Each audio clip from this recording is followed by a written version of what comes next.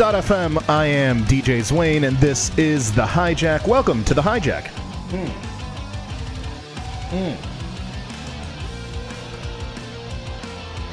So, thank you for joining us. My name is DJ Zouain. The show is brought to you by the N.FM as per usual. And this is show number 305. Number 305. Pretty crazy. Pretty nutso. Cannot believe it. 305 shows. 305. I don't know what that means. I was wearing this shirt. For those of you listening to the audio, I'm wearing my 808 shirt. And my brother thought that I was talking about the area code 808. Which, for those of you who know the area code, congratulations. I did not know until he told me that it was Hawaii.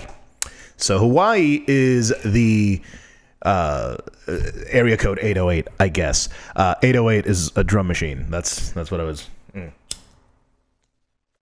So anyway, the show is brought to you by the N.FM. It's brought to you by the Hijack. It's brought to you by Imperial Class Tattoos, Zouain Entertainment. Just go to the N.FM, man. Go to the N.FM. And you can grab you can actually get your medical marijuana card by just going to the N.FM and scrolling down and bloop, clicking on that Bud Docs button, because the show is also brought to you by Bud Docs. And yeah, you don't have to worry about being caught with weed by the 5-0. So yeah, a lot to get to today. Well, not a lot. A few things to get to. I'm going to try to have the Bud Doc on at the end of the show when we talk about Delta 8, because we posted the show. We posted a clip of the show where we talked about Delta 8, and let's just say Dr. Chanlatte, the Bud Doc, buddoc.org. He is not exactly a fan. Let's call it. Let's just call it. He's not a fan. He will not be an advocate of the Delta 8 in the form, to be clear, in the form that it is being delivered and used today. I think that's his main objection. He doesn't have an objection to the isomer, to Delta 8 THC. Because what you normally smoke is Delta 9 THC, and Delta 9 THC is what we typically talk about when we're talking about tetrahydrocannabinol. So, the problem is that Delta 8 being also a form of THC, it's being peddled as an equal when, at this moment, from what I can tell and from everything that I have experienced and I've tried, it's not the same. It's not the same. I know there are friends of mine who are like, oh, it tastes just like it. I can't tell the difference with the edibles. Fine. It's not the same. As somebody who has had his more than his fair share of Delta 9 THC and had a couple of dabs of that Delta 8 stuff, at least the dabs are not convincing. Maybe another administration, maybe another brand, maybe something that's actually FDA approved, maybe. I mean, look, I say that while at the same time I say, look, the street weed that I used to smoke is also not FDA approved. So there is that. However, the flower even if it's street weed, you can bet your ass that it's going to be, for the most part, at least where I went, you could bet your ass that you were going to get good stuff, right? So here's the thing. At the end of the day, what we're looking for is to get some THC. And because of the Hemp Act, Delta 8 has been a loophole in cannabis world where people can actually get, can sell it like at gas stations and stuff. You could see it. But it's not the same. It is not the same. And I'm going to talk to him about that. The other thing is the R.Kelly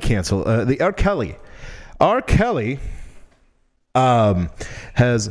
adjusting myself here. Sorry, guys. My bad. Got to adjust myself. R.Kelly has been convicted officially. Not that we didn't know. I mean, like, there was the famous girl that he peed on that they settled and all of that stuff. You know, we didn't stop that. You know, I know that he's a piece of garbage. I know that he is now officially convicted of racketeering, sexual exploitation,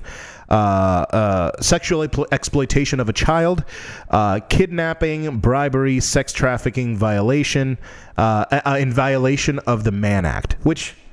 Could we have found a different name for it already? Dudes are getting. I know it's MANN. I know how they name things, but it sounds like another jab at dudes. Which, whatever. I guess it makes sense. Anyway, the point is that this garbage of a human being that we have to claim because he has a penis, he has made unquestionably music that we will never forget. Hits on hits on hits. Hell, I've played him in the last 10 years. I've played him in the last week, I think. Well, not the last week, like the last 2 weeks, I guess. And I think I might stop now. There are times when I was at gigs where I was... questioning whether or not that was going to be a song, because it does get... Look, Step in the Name of Love is a song that is requested at every wedding. Well, maybe not requested at every wedding, but it's definitely in play at every wedding. You know what I'm saying? Maybe not now. Certainly not when he was initially convicted. Or when he was initially picked up for it. But my question to you is, where do we draw the line? Because I had some interesting reactions toward this whole R.Kelly situation. And one of the comments was about the about Gary Glitter and about all of these other monsters in entertainment that we have given a pass to, the Michael Jacksons of this world. He didn't choose the best. he didn't choose the best example. He chose David Bowie, and that's not equivalent. It's not equal. And he prefaced it, he said at the end of the statement that it wasn't the same thing. Here's a tip. If it's not the same thing, then don't bring it up. Because at the end of the day, it was a bad example when you could have used anybody. I mean, fucking Harvey Weinstein. How long did we go on watching the Weinstein films when people knew? How about Bill Cosby? How many people have canceled Bill Cosby? Gary Glitter. What was the other guy that? But he was like, David Bowie married or had sex with at least one 15-year-old groupie. Okay, that's bad. But is it sex trafficking? I mean, seriously. Like, if you're going to speak ill of the dead, don't... I mean, Michael Jackson's right there. Anyway, another commenter says that if they could find a better copy of the song they like by someone else, they'll listen to it. But if not, there's no... there was a good quote here. There's no ethical consumption under capitalism. So, I mean, that's been the history anyway. The history has been that. The history has been that these entertainers, depending on how talented they are, get away with almost literal murder. I'm sure I could find somebody that got away with murder. But... there are people, and look, the people that are never going to listen to R.Kelly are never going to listen to R.Kelly. Like, if this was, I don't know, I'm trying to think of somebody that, Tame Impala, a band that I happen to know their name. If it was just them.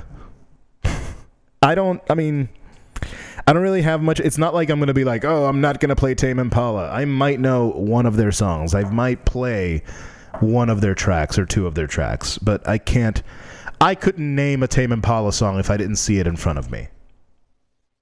But if they were to do something egregious, the leap for me not to listen to it is not a huge, because I haven't listened to them to begin with.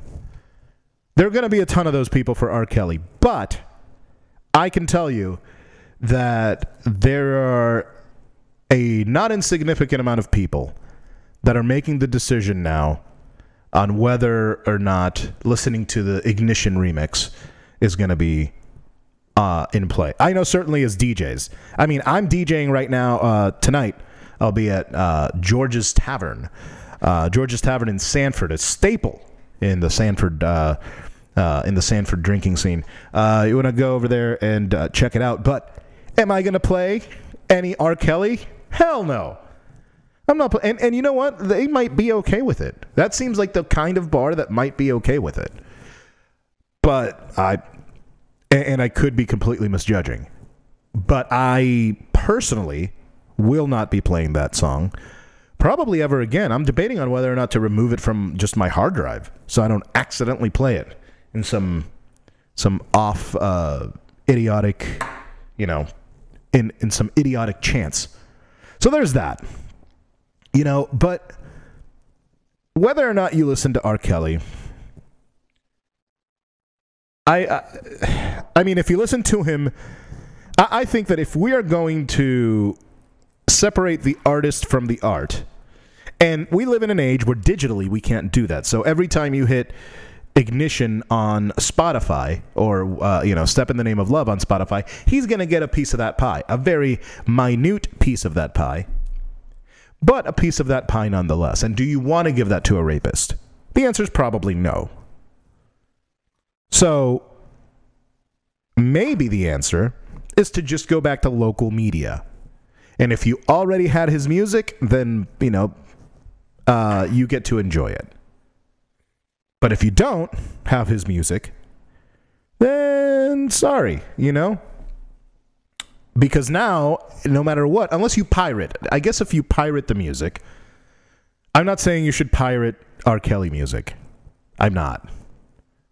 But if you're gonna pirate some music, pirate the child rapist music. That doesn't sound right. That sounds wrong. Scratch that. I'm not sure that's not completely thought out. Either way, the point is that I personally will not be playing Mr. Robert Kelly anytime in the near future, probably ever again. So yeah, but what changed? That's my question, I guess, is what changed? Because I knew about the P thing, the P tape. Everybody knew about the P tape. And he just bribed them, I guess, or settled out of court or something. So if that's the case, then what are we basing the, all right, let's cancel him now? Okay, now. Why now? Why not later? Or why not before? Why not 10 years ago, 15 years ago, whenever it was? It seems like 20 years ago since we found out about the P tape. But all these things have to do with how talented versus how, what egregious of an act they commit. And Kelly did an egregious ass act.